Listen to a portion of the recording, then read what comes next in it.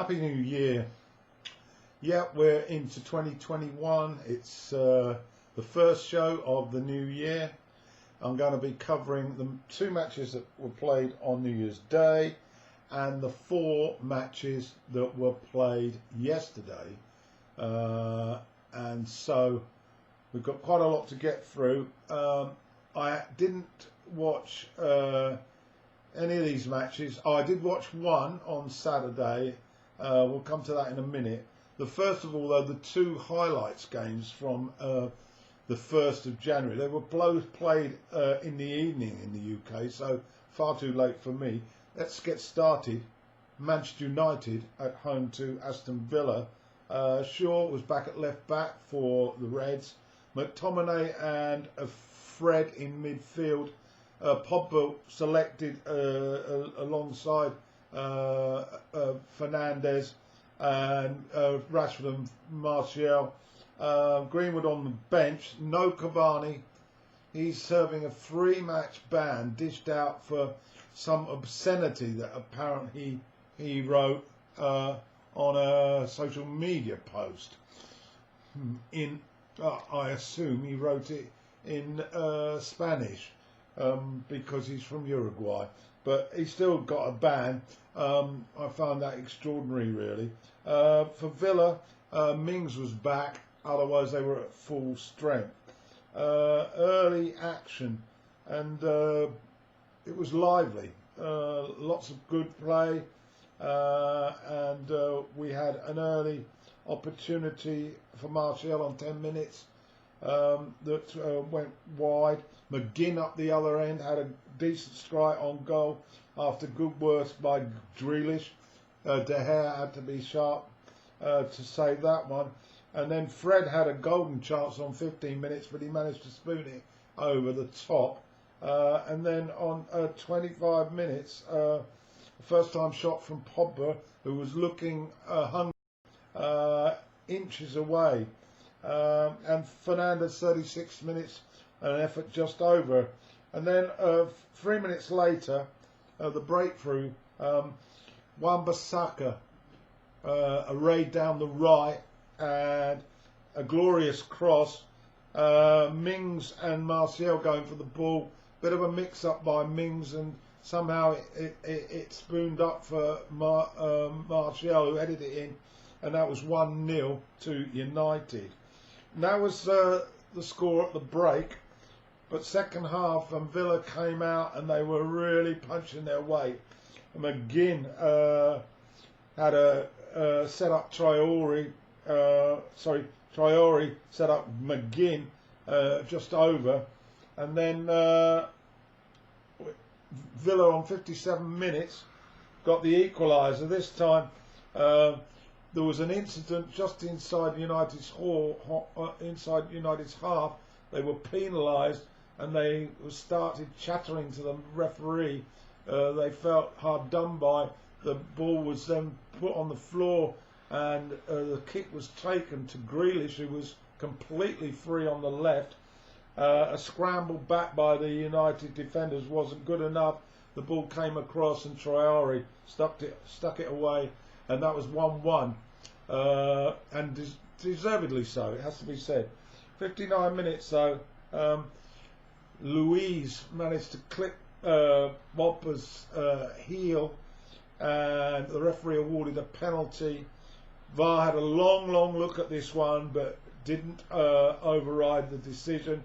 A penalty awarded, even though Smith, the manager, felt very aggrieved in interview, but it looked clear in slow motion that it was a legitimate penalty, and Fernandes stepped up and scored for 2-1. The action didn't stop though. There was a lot of good work by Cash down the right for Villa. He forced a great save from De Gea near the end, and they looked troublesome throughout, and Fernandes was also looking good. But we got to the final whistle, and Manchester United had held on. This is a very competitive game. Final score: Manchester United 2, Aston Villa 1, and Manchester United now go level on points with Liverpool at the top. Next up on the first, Goodison Park, Everton at home to West Ham. West Ham's got a draw in their previous match, a good match against Brighton. Came back from being behind. Everton, of course, missed out on a COVID-related problem. Their match against Manchester City didn't happen. James was back on the bench. No Keno at the back. Coleman back in, club captain. Bernard selected. Couldn't see Davis was in midfield. I couldn't see Iwobi at all. Sigurdsson still in the centre of midfield. For West Ham, late change in goal. Randolph stepping in for Fabianski, who got an injury in the warm-up. And Antonio now back on the bench with Lanzini and Yamarenko. Didn't see much of this match, and there weren't a lot of highlights, to be honest. The best chances came to Fornells from West Ham. He had 2 minutes between them on 61 and 63. The first one brought a good save from Pickford. The second one went well wide. There was also some action for Randolph. He produced a good save in the first half. But we got to 5 minutes from time, and then the deadlock was broken, and it was a corner, and it came right across and was cleared, half cleared to the edge of the box. A Creswell strike looked like it was going wide, but it hit Mina and managed to deflect perfectly for Suchit, who hit it on with a sidestep, and it hit the back of the net, and that was it. A few minutes later, the full-time whistle. Everton, they're having a strange season. A pretty poor performance from them. Moyes was delighted. Full-time score, Goodison Park. Everton 0, West Ham 1. Let's get to Saturday's fixtures then. And the early kick-off was at the New White Hart Lane. Spurs at home to Leeds. Leeds buoyant after that 5-0 thrashing of the Baggies in the week. Spurs' results have been a little indifferent. They haven't been converting draws into wins, but conversely they haven't been losing. So they weren't that far off the pace. And let's have a quick look at the sides. Bergwijn was in for Sissoko for Spurs. Mora on the bench. Doherty was in at right back for Ario, and the left back slot Davis in for Reguilon. For Leeds, well, their side looked very much as I've seen them in the last few weeks, and they started well. Click looked good early on, and Alowski was getting into space on the left, and in fact they really had an opportunity early on. 9 minutes. Bamford was very close, inches away from a cross from Harrison. In fact, they had the best of it really, and Spurs looked very quiet, very withdrawn. They didn't look like the home side, put it that way. But they started like this on more than one occasion recently, and it still looked like Leeds were more likely to score. Rafinha had a good effort, a great cross from him, in fact, but Bamford's effort headed over, unfortunately. Meslier was looking a little bit jittery, and on 26 minutes, Bergwijn picked up the ball just out the box. Outside the box, made his way into it, and Alioski, a clumsy challenge really, and the referee awarded a penalty. VAR had a look at it, but they agreed with the ref. Kane stepped up and it's 1-0. Defensive lapse set up that chance, by the way, and it was a pattern that would develop with Leeds looking good on the eye, but experience, I feel. They're a bit naive and they give the ball away. Nice build up in 40 minutes though, and Rodrigo and Click working well, and the final touch from Harrison was just over the bar. But 3 minutes from the break, that combination of Kane and Son, and Kane the provider once again, and Son latched onto it with perfect anticipation from the crossfield pass into space, and he hit it on the half volley, whistled past the keeper, Melier, and that was 2-0, and it was Son's 100th goal as a Spurs player. Quite a milestone for the career. 2-0 at the break, and 5 minutes into the second half it was 3. This was a scruffy effort. Alderweireld quicker to the ball in the 6-yard box, but it should have been saved by Melier, but unfortunately he helped it over the line. After that, the game really was all over. Leeds continued to pass the ball around. They looked very pleasing on the eye, but no cutting edge really in the last third. And the only blemish for Spurs was a second yellow for Doherty, so he was off. Really quite unnecessary really. Final score though, Spurs 3, Leeds 0. The other North London side, Arsenal, have just come off the back of 2 good wins, and they went to the Hawthorns to play West Bromwich Albion.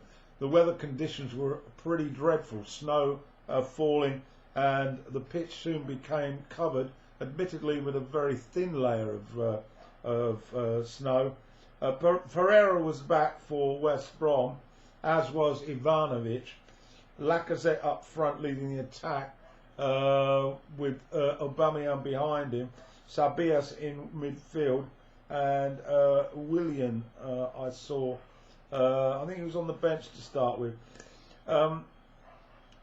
Arsenal took the game by the scruff of the neck here, and on 23 minutes, left hand side, Tierney picked up the ball and he attacked the fullback, and he beat him twice before gathering pace into the box, and he hit a sweet shot with his right foot, bent around Johnston, and that was 1-0 for the Gunners.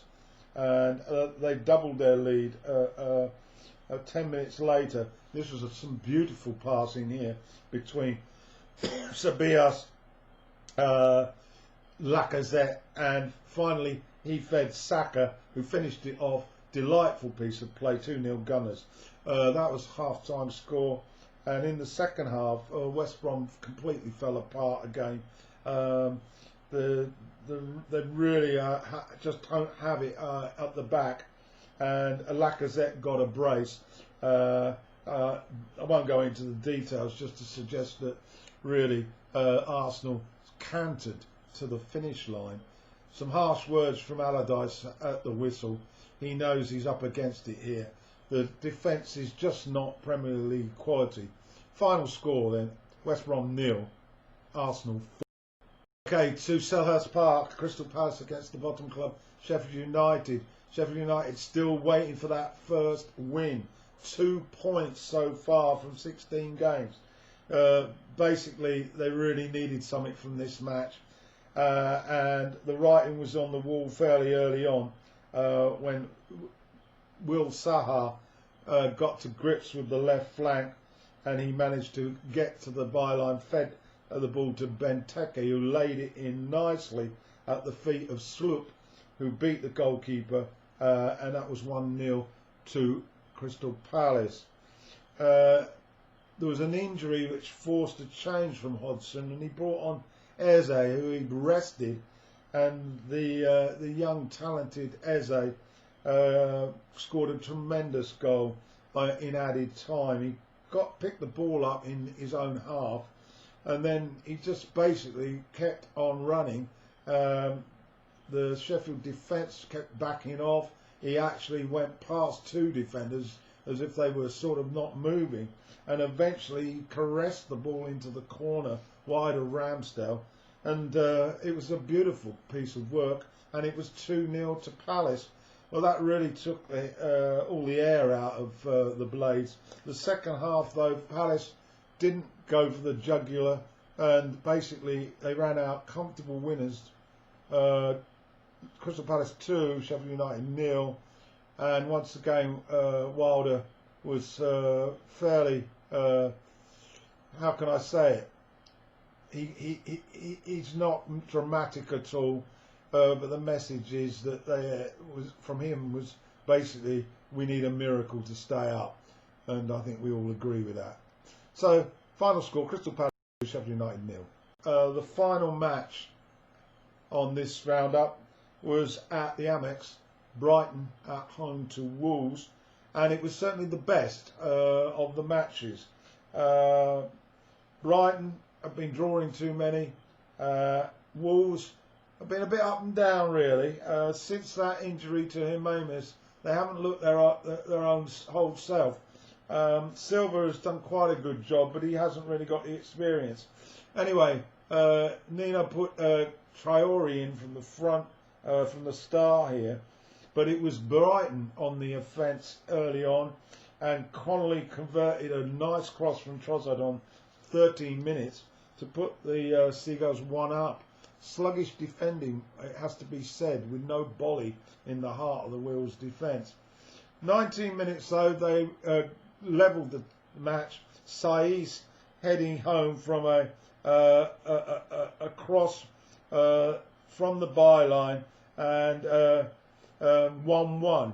An audacious bicycle kick from Connolly was saved by Patricio, but then 34 minutes, Traore, who'd been giving Byrne, the left back, a torrid time. Byrne on this occasion couldn't deal with a Neto drive, and it ended up going into his own net, and so Wolves had gone into a 2-1 lead. And then Byrne again on 44 minutes got in a hell of a pickle with Traore, and he clipped him in the box and never stepped up, and it was 3-1 for Wolves at the break. In the second half though, Brighton turned it round. It was a pretty sterling performance by them. First of all, they got a penalty when Moutinho clipped Mope, and Mope jumped up and converted the penalty. And then on 70 minutes, from a corner, Dunk headed home to level the tie. And after that, both sides went for the win, but it ended level pegging. An exciting match. Final score at the Amex: another draw for Brighton. Brighton 3, Wolves 3.